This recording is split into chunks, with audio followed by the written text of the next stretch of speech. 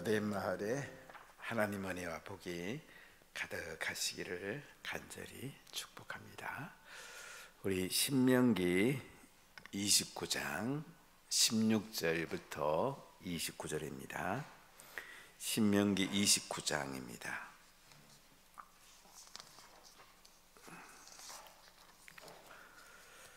우리가 애굽 땅에서 살았던 것과 너희가 여러 나라를 통과한 것을 너희가 알며 너희가 또 그들 중에 있는 가증한 것과 목석과 은금의 우상을 보았느니라. 너희 중에 남자나 여자나 가족이나 지파나 오늘 그 마음이 우리 하나님 여호와를 떠나서 그 모든 민족에게 신들에게 가서 섬길까 염려하며 독초와 쑥의 뿌리가 너희 중에 생겨서 이 저주의 말을 듣고도 심중에 스스로 복을 빌어 이르기를 내가 내 마음이 완악하여 젖은 것과 마른 것이 멸망할지라도 내게는 편안이 있으리라 할까 함이라. 여호와는 이런 사를 사하지 않으실 뿐 아니라 그 위에 여호와의 분노와 질투의 불을 부으시며 또 이 책에 기록된 모든 저주를 그에게 더하실 것이라. 여호와께서 그의 이름을 천하에서 지워 버리시되 여호와께서 곧 이스라엘 모든 지파 중에서 그를 구별하시고 이 율법책에 기록된 모든 언약의 저주대로 그에게 화를 더하시리라. 너희 뒤에 일어나는 너희의 자손과 멀리서 오는 객이 그 땅의 재앙과 여호와께서 그 땅에 유행시키시는 질병을 보며 그 온 땅이 유황이 되며 소금이 되며 또 불에 타서 심지도 못하며 결실함도 없으며 거기에는 아무 풀도 나지 아니함이 옛적에 여호와께서 진노와 격분으로 멸하신 소돔과 고모라와 아드마와 스보임의 무너짐과 같음을 보고 물을 것이요 여러 나라 사람들도 묻기를 여호와께서 어찌하여 이 땅에 이같이 행하시느냐 이같이 크고 맹렬하게 노하심은 무슨 뜻이냐 하면 그때의 사람들이 대답하기를 그 무리가 자기 조상의 하나님 여호와께서 그들의 조상을 애굽에서 인도하여 내실 때에 더불어 세우신 언약을 버리고 가서 자기들이 알지도 못하고 여호와께서 그들에게 주시지도 아니한 다른 신들을 따라가서 그들을 섬기고 절한 까닭이라. 이러므로 여호와께서 이 땅에 진노하사 이 책에 기록된 모든 저주대로 재앙을 내리시고 여호와께서 또 진노와 격분과 크게 통한하심으로 그들을 이 땅에서 뽑아내사 다른 나라에 내던지심이 오늘과 같다 하리라. 감추어진 일은 우리 하나님 여호와께 속하였거니와 나타난 일은 영원히 우리와 우리 자손에게 속하였나니 이는 우리에게 이 율법의 모든 말씀을 행하게 하심이니라. 아멘. 대한민국의 미래가 어디에 달려 있겠습니까? 교회에 달려 있습니다. 나에게 달려 있습니다. 예수님 믿는 사람들에게 대한민국의 미래가 달려 있습니다. 우리가 예수님을 잘 믿고 하나님 말씀에 순종하면 자유 대한민국이 번성하게 되고 우리 자녀와 다음 세대에 행복이 임하게 될 것입니다. 지금 이스라엘 백성들이 가나안 땅에 들어갈 기대와 희망에 부풀어 있습니다. 그들은 가나안 땅에 들어가서 행복하게 살고 싶고 풍성하게 살고 싶습니다.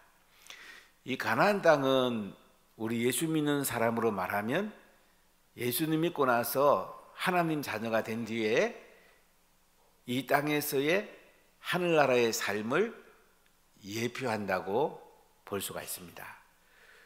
우리가 예수님 믿고 구원받는 것을 넘어서야 됩니다.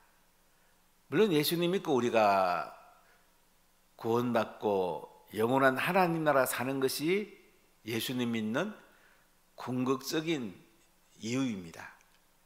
그러나 우리 예수 믿고 나면 이 땅에서 하나님 나라가 벌써 시작이 되죠. 하나님의 통치가 시작이 됩니다. 그럼 이 땅에서 어떻게 살아야 되느냐? 우리가 행복하게 살아야죠. 풍성하게 살아야죠. 우리 자녀와 다음 세대가 계속 잘 되어야 되죠. 이게 우리 소원이잖아요. 지금 가나안 땅에 들어가는 이스라엘 백성들에게 하나님께서 모세를 통해서 니들 가나안 땅에 들어가면 행복하고 승리하고 풍성하게 사는 길이 있다. 가나안 땅에 들어가면 칠부족이 강대한데 하나님이 싸워주시고 그 가나안 땅에서 곡식이 잘 되고 목수급이 잘 되고 나라가 번성하고 전쟁 나면 날마다 승리하고 니들 후대가 계속 잘 되는 길이 있다. 그러면서 신명기 말씀이 이제 이 전체 내용이 바로 그거잖아요. 신명기는 3편의 설교입니다. 1장부터 4장까지 역사적 해고. 우리 역사를 잘 돌아봐야 돼요. 우리 지나온 과거도 돌아보고 대한민국이 걸어온 길, 세계사가 걸어온 길을 잘 돌아보면 미래의 희망이 보이게 됩니다. 그래서 이스라엘 백성들이 출애굽하고 광야를 지내서 지금 모압까지 온 길을 돌아보니까 하나님이 함께 할 때는 늘 승리하고 하나님이 필요한 모든 것을 공급해 주었습니다. 그리고 이제 5장의 십계명, 그리고 6장의 쉐마, 십계명에 순종해라. 십계명을 잘 듣고 순종해라. 이것이 행복하고 풍성한 삶의 중심이라는 거죠. 11장까지 이어집니다. 12장부터 26장까지는 십계명의 구체적인 시행 지침. 유대인들은 613개의 율법으로 나누는데요. 그럼 십계명을 어떻게 지킬 거냐? 구체적으로 이제 설명을 하죠. 그리고 27장, 28장은 니들이 이 십계명과 율법에 순종하면 풍성한 복을 받고 불순종하면 저주를 받는다. 근데 신명기에 강조하는 것은 불순종하면 저주를 받는다는 얘기가 훨씬 많이 나옵니다. 왜 그럴까요? 어떤 면에서는 반어법이라 그럴까요? 제발 순종해서 복 받거라. 불순종하면 이렇게 저주 받는데도 불순종할 거야? 불순종하면 안 돼. 꼭 순종해서 니들 복 받아야지. 하나님이 그 말씀을 하고 싶은 거예요. 모세도 가나안 땅에 못 들어가는 시점에서 가나안 땅을 바라보면서 이스라엘 백성들이 가나안 땅에 들어가서 하나님 말씀에 순종해서 십계명과 구체적 율법에 순종해서 자손 대대로 복을 받아야 되는데 가나안 땅에 들어가서 다른 신 섬기면 결국은 포로로 잡혀가고 저주를 받는데 그 가슴에 담긴 말을 모세는 이스라엘 백성들에게 선포합니다. 29장과 30장은 또 한편의 설교인데요. 이것은 모압 평지에서 하나님 앞에 언약을 갱신하는 내용을 담고 있습니다. 하나님이 시내산에서 필요한 말씀을 다 하셨습니다. 근데 모압 평지에 있는 사람들은 시내산 언약을 대부분 듣지 못했습니다.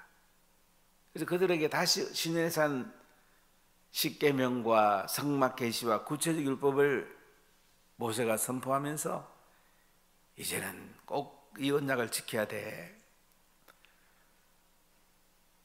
꼭 가나안 땅에 가면 세겜에다가 큰 돌을 세우고 스케스를 바르고 이 율법을 새기고 거리심산과 에발산에 6지파씩 서고 우상 숭배하면 저주받는데 그러면 아멘하고, 부모를 긍휼히 여기면 경효히 여기면 저주받는다 그러면 아멘하고, 율법을 안 지키면 저주받는다 아멘하라.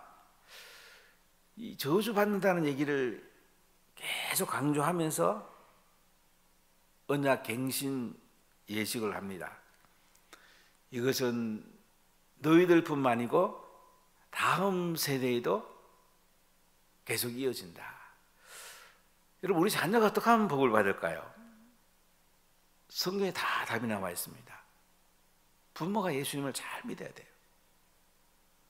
부모가 예수님을 엉터리로 믿으면서 애들에게 예수님 잘 믿으라 하는 것은 어떤 면에서는 앞뒤가 안 맞는 얘기예요.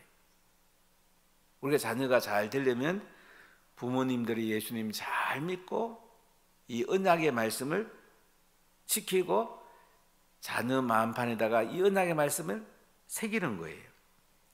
그럼 우리 자녀들이 머리도 좋고 품성도 좋고 이제 세계를 이끌어갈 세계 모든 민족의 뛰어난 자녀들이 될 수 있는 거예요.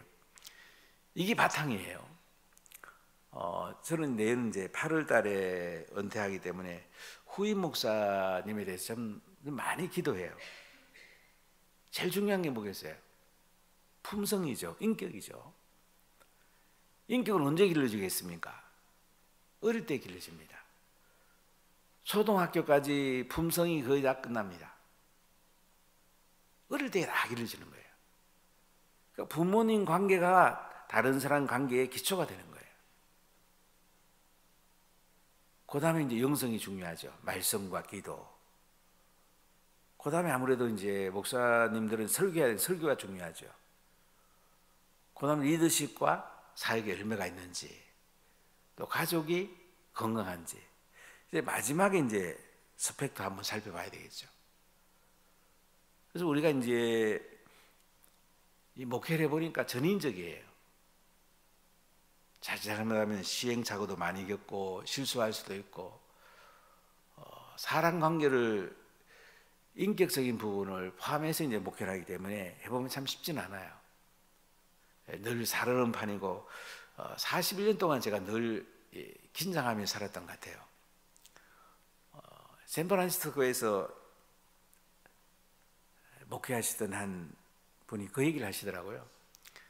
은퇴하고 나니까 토요일날 잠이 너무 잘 온다고.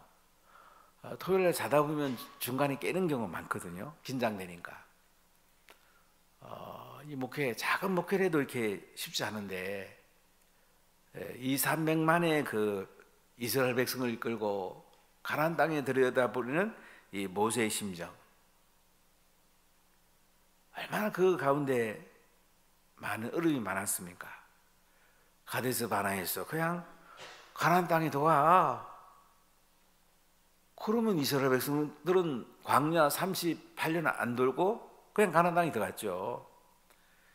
모세의 실수 중에 제일 큰 실수가 뭐냐면, 하나님은 가데스 바네아에서 가나안 땅에 이스라엘 백성들 데리고 들어가라. 그러면 백성들이 정탐꾼 보내겠다 그래도 뭐예요? 아니야, 하나님이 정탐꾼 보내라고 안 했어. 그냥 우리는 들어가는 거야.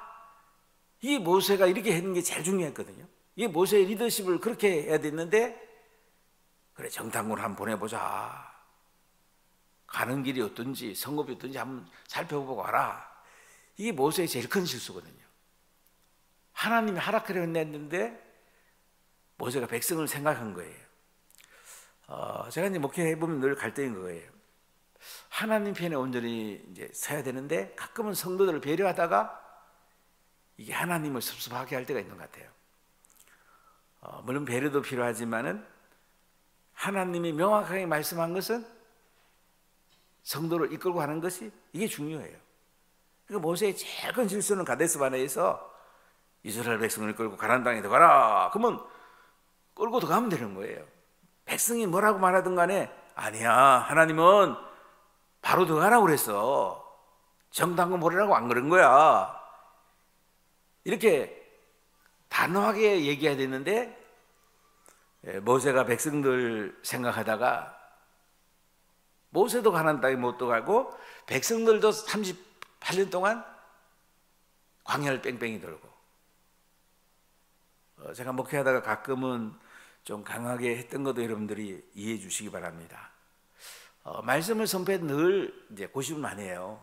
하나님 편에서 말씀을 선포해야 되는데 또 성도들도 배려해야 되는 이런 것 때문에 이제 어느 편에 설 건가? 이제 현대 교회가 왜 내리막길로 갔냐면요, 성도들을 너무 많이 배려하다가 내리막길로 간 거예요.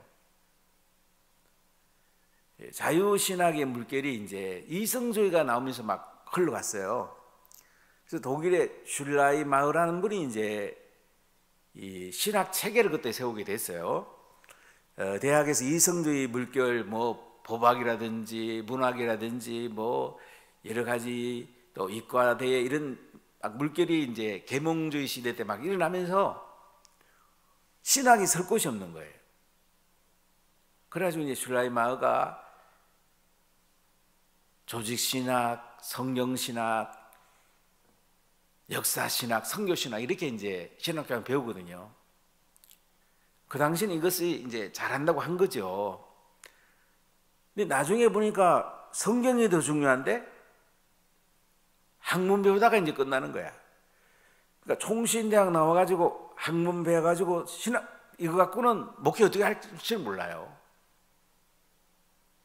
그래서 저희들이 이제 인도의 BTA 신학교로 하고 이거는 목회 잘할 수 있도록 선교 잘할 수 있도록 신학교를 만들어서 어떤 그런 면에서는 세계적인 신학교가 됐는데요. 우리에게 학문 필요하죠. 더 중요한 건 성경이에요. 우리 자녀에게 공부 중요하죠. 더 중요한 건 뭐예요? 그 마음판에다가 말씀 새기는 거야. 고등학교 때까지 말씀 새기면요, 세계 어디 가도 예수님 잘 믿습니다. 가끔 부모님들이 그래요.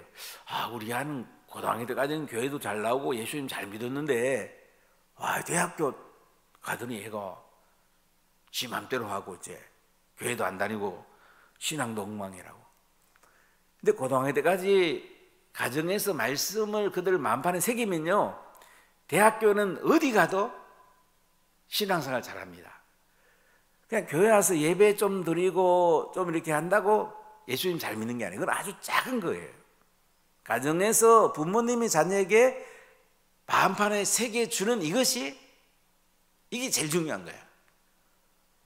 유대인들은 고등학교 때까지 그렇게 마음판에 새기기 때문에 전 세계 어디 가도 그들은 자기들의 신앙을 지켜갑니다. 지금 이스라엘 백성들이 모압 평지에서 가나안 땅에 들어가면 하나님 말씀대로 순종해야 되는데, 그러면 행복하고 그는 풍성한 삶을 사는데, 이 핵심을 여러분들이 받아들여 보세요. 우리 부모님들 자녀들을 그냥 세상에 뭐 이렇게 작은 것 때문에 큰 걸 놓치는 경우가 제가 너무 마음이 아파요. 큰 걸 잡아야죠. 핵심을 잡아야죠. 근본적인 걸 잡아야죠. 자, 오늘 잠깐 살펴봅시다. 14절 15절을 한번 읽어볼게요. 내가 이 언약과 맹세를 너희에게만 세우는 것이 아니라 오늘 우리 하나님 여호와 앞에서 우리와 함께 여기 서 있는 자와 오늘 우리와 함께 여기 있지 아니한 자들에게까지니. 누구한테까지 이 언약을 세웁니까? 지금 여기 있는 사람들하고 여기 있지 않는 미래 세대까지도 이 언약의 말씀을 순종해야 된다는 거죠. 자, 그러면서 이제 지나온 또 역사를 좀 돌아봅니다. 자, 16절 17절입니다. 우리가 애굽 땅에서 살았던 것과 너희가 여러 나라를 통과한 것을 너희가 알며 너희가 또 그들 중에 있는 가증한 것과 목석과 은금의 우상을 보았느니라. 이스라엘 백성들이 애굽에서 430년 동안 노예 생활했죠.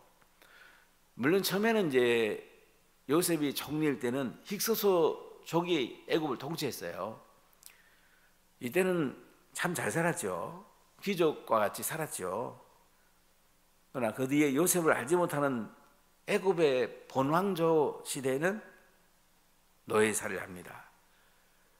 애굽에는 많은 우상들이 있습니다.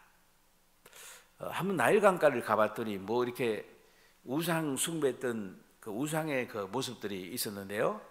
뭐 메뚜기, 개구리, 그 다음에 뭐 여러 짐승들이 주로 이제 이 우상의 형태를 가지고 애굽에 이제 우상 천지의 나라가 됐는데요. 우리가 애굽 땅에서 살았던 것과 너희가 여러 나라를 통과한 것을 너희가 알며 그 다음 뭐라 그래요? 너희가 또 그들 중에 있는 가정한 것, 우상을 비하해서 가정한 것이라고 표현했는데요. 목석과 은금의 우상을 보았느니라. 나무로, 은과 금으로, 돌로 우상을 만들었습니다. 자, 우리 18절, 19절 읽어볼게요. 너희 중에 남자나 여자나 가족이나 집하나 오늘 그 마음이 우리 하나님 여호와를 떠나서 그 모든 민족의 신들에게 가서 섬길까 염려하며 독초와 쓴뿌리가 너희 중에 생겨서 이 저주의 말을 듣고도 심중에 스스로 복을 빌어 이르기를 내가 내 마음이 완악하여 젖은 것과 마른 것이 멸망할지라도 내게는 편안히 있으리라 할까 함이라. 모세가 이제 모압 평지에 모인 이스라엘 백성들이 한 200~300만이 되는데 그들을 향해 뭐라고 그래요? 남자나 여자나 가족이나 집 하나 오늘 그 마음이 우리 하나님 여호와를 떠나서 그 모든 민족의 신들에게 가서 섬길까 염려하며 독초와 쑥의 뿌리가 너희 중에 생겨서. 그러니까 지금 모세가 이스라엘 백성에게 제일 염려하는 건 뭡니까? 가나안 땅에 들어가서 여호와 외에 다른 신을 섬길까 봐 염려해요. 바알, 아세라, 다곤, 몰록 뭐 이런 여러 신들이 있죠. 가나안의 신을 섬길까 염려한다. 독초와 쑥의 뿌리가 너희 중에 생긴다. 독초는 이제 악한 교훈이라고 볼 수 있고요. 쑥의 뿌리는 이제 잘못된 길로 가면 바로 회개해야 되잖아요. 회개하지 않는 거라고 볼 수 있는데 이 저주의 말을 듣고도 심중에 복을 빌어 이르기를 내가 내 마음이 완악하여 젖은 것과 마른 것이 멸망할지라도 내게는 편안히 있으리라 할까 함이라. 우리 잘못된 길을 알면 바로 돌아서는 것이 그것이 은혜입니다. 그것이 지혜입니다. 우리 자녀들이 바른 길로 가도록 부모가 중심을 딱 잡아줘야 됩니다. 부모가 바른 길로 안 가면 바로 회개해야 됩니다. 부모가 11조 안 하면서 자녀가 11조 하겠습니까? 부모가 예배를 제대로 안 드리면서 자녀들이 바른 예배를 드리겠습니까? 부모가 말씀을 안 읽는데 자녀가 말씀을 읽겠습니까? 여러분, 부모가 자녀의 바로미터예요. 자신을 잘 돌아보십시오. 자녀의 현재는 부모로부터 제일 영향력이 많이 간 겁니다. 자, 20절 읽어볼까요? 여호와는 이런 자를 사하지 않으실 뿐 아니라 그 위에 여호와의 분노와 질투의 불을 부으시며 또 이 책에 기록된 모든 저주를 그에게 더하실 것이라 여호와께서 그의 이름을 천하에서 지워버리시되. 하나님 말씀에 불순종하고 우상 숭배하고 이러면 어떻게 된다는 거예요? 하나님이 사하지 않는답니다. 분노와 질투의 불을 부는데요, 모든 저주를 더한대요. 여호와께서 그들의 이름을 어떻게 해요? 천하에서 지워버린대요. 하나님은 사랑도 많으시지만은 시기와 질투도 많으세요. 불순종하면 벌을 내리시는 분인 것을 분명히 말씀해요. 자, 21절 같이 읽어보시겠습니다. 여호와께서 또 이스라엘 모든 지파 중에서 그를 구별하시고 이 율법책에 기록된 모든 언약의 저주대로 그에게 화를 더하시리라. 여호와께서 이스라엘 모든 지파 중에서 그를 구별해 가지고요, 율법에 기록된 것을 지키는 사람은 복을 주고 지키지 않는 사람은 저주, 화를 더한답니다. 자, 22절 23절 읽어보겠습니다. 너희 뒤에 일어나는 너희의 자손과 멀리서 오는 객이 그 땅의 재앙과 여호와께서 그 땅에 유행시키시는 질병을 보며 그 온 땅이 요항이 되며 소금이 되며 또 불에 타서 심지도 못하며 결실함도 없으며 거기에는 아무 풀도 나지 아니함이 옛적에 여호와께서 진노와 격분으로 멸하신 소돔과 고모라와 아드마와 서보임의 무너짐과 같음을 보고 물을 것이요. 자, 이렇게 하나님 말씀에 불순종한 뭐예요? 질병이 온답니다. 여러분, 질병이 왔을 때에 하나님께 자신을 잘 살펴보십시오. 바이러스나 이런 걸로부터 오기도 하지만은 우리가 회개하라고 질병이 올 때도 있습니다.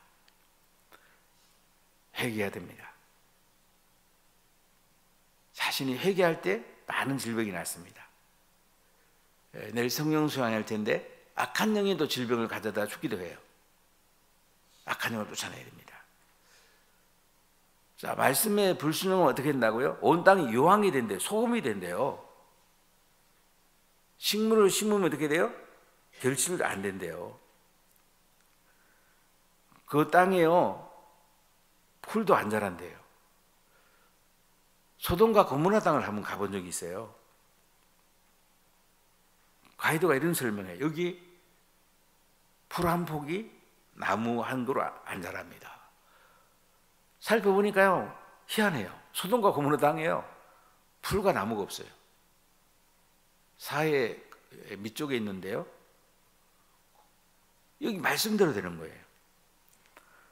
자, 24절, 25절, 26절 읽어보겠습니다. 여러 나라 사람들도 묻기를 여호와께서 어찌하여 이 땅에 이같이 행하시느냐, 이같이 크고 맹렬하게 노하심은 무슨 뜻이냐 하면 그때의 사람들이 대답하기를 그 무리가 자기 조상의 하나님 여호와께서 그들의 조상을 애굽에서 인도하여 내실 때에 더불어 세우신 언약을 버리고 가서 자기들이 알지도 못하고 여호와께서 그들에게 주시도 아니한 다른 신들을 따라가서 그들을 섬기고 절한 까닭이라. 자, 여기 보면 이제 하나님 맹렬하게 노라 하시는 거예요. 애굽에서 내리실 때 그 내리던 막 재앙을 막 내리는 거예요. 왜 그래요? 하나님을 배반하고 다른 신을 따라갔기 때문에. 27절 28절입니다. 이러므로 여호와께서 이 땅에 진노하사 이 책에 기록된 모든 저주대로 재앙을 내리시고 여호와께서 또 진노와 격분과 크게 통한하심으로 그들을 이 땅에서 뽑아내사 다른 나라에 내던지심이 오늘과 같다 하리라. 하나님의 저주가 얼마나 큰지요, 그들을 이 땅에서 뽑아가지고 다른 나라에다가 내던진대요. 아시리아에 잡혀가고 바벨론에 잡혀간대요. 자, 우리 29절 읽어볼게요. 감추어진 일은 우리 하나님 여호와께 속하였거니와 나타난 일은 영원히 우리와 우리 자손에게 속하였나니 이는 우리에게 이 율법의 모든 말씀을 행하게 하심이라. 감추어져 있는 것은 우리가 하나님께 속한 것은 우리가 지킬 수 없죠. 그러나 하나님 나타내는 거 있잖아요. 율법에서 이렇게 지켜라, 십계명에서 이렇게 지켜. 이것은 우리가 지켜야 된다는 거죠. 그럼 복을 받는데요.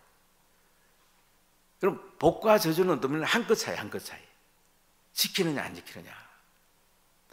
예배부터, 가정식탁 예배부터 셀 성년 예배, 3대 예배, 수직적 제자, 수평 제자, 사회적 제자, 3대 제자. 이것이 성경의 핵심적인 건데요. 지키면 복이 쏟아지죠. 안 지키면 저주가 온다는 거야. 모든 저주가 온다잖아요. 나라가 망한다잖아요. 이러면 안 되잖아요, 여러분요. 그러니까 대한민국의 전망이 누구한테 달렸어요? 교회에 달렸습니다. 우리에게 달렸습니다. 우리 예수님 잘 믿고 말씀 잘 순종하면 나도 행복하고 내 자녀도 행복하고 대한민국도 행복하고 번영합니다. 할렐루야. 기도하겠습니다.